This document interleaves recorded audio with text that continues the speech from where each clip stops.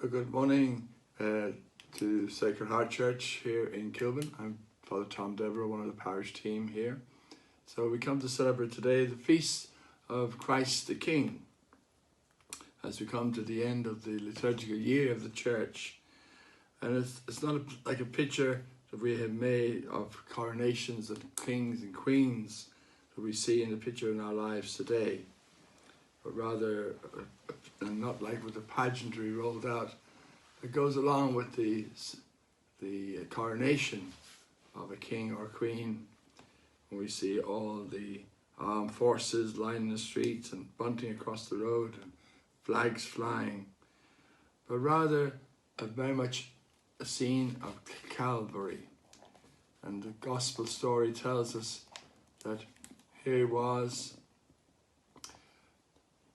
had brought Jesus to the crucifixion. The soldiers mocked him. They came up to him and offered him cheap wine and said, "Save yourselves if you're the King of the Jews." And above him were written the words, "This is the King of the Jews." And one of the criminals hanging there hurled insults at him. "Aren't you the Messiah? Save yourself and us as well." But the other one, however, rebuked him, saying, "Don't you fear God? You receive the same sentence as he did. However, ours is only right because we're getting what we deserved for what we did, but he has done nothing wrong." And he said to Jesus, "Remember me when you come into your kingdom." And Jesus said to him, "Today you will be with me in paradise."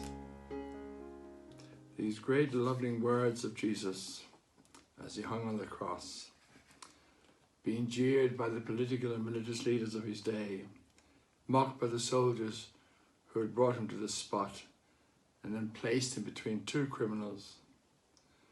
But what is outstanding is that how Jesus responds to the two men.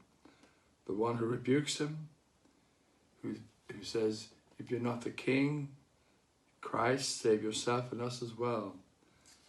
But the other says, "Have you no fear of God? We deserve to die for what we've done. This man has done nothing wrong." And he asked Jesus to remember him when he came into his kingdom. He recognized Jesus as King, maybe because he saw it written over the top of the cross, but at least he was recognizing him. And Jesus would be entering into his kingdom. He wanted to share that joy, as he says to the criminal, "Today you will be with me in paradise." He's granting mercy to a criminal who had acknowledged his crimes. Jesus forgave the man his sins. And Jesus grants this criminal a place in his kingdom. So what does the story teach us today? How the quality of mercy is so important, that how we can turn to the Lord even when we have sinned and turned away from him. No matter how long we have been away. As priests of the church, we often experience that. People telling us how long they have been away from the church.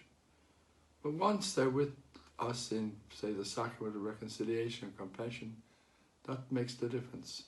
Now they are forgiven in the sight of the Lord.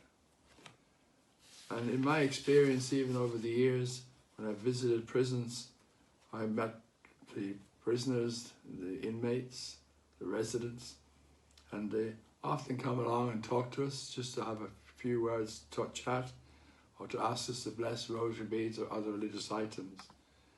But they're always there to be in receiving the sacrament of the church. So it's so important that each of us be aware of what this powerful feast can mean. Jesus, the King of all of us, and wanting us to share in his kingdom, to celebrate the merciful joy of God's kingdom. So let's pray for that today in our lives, in the lives of those that we love and care for in our community, in our parish, and in our countries. God bless.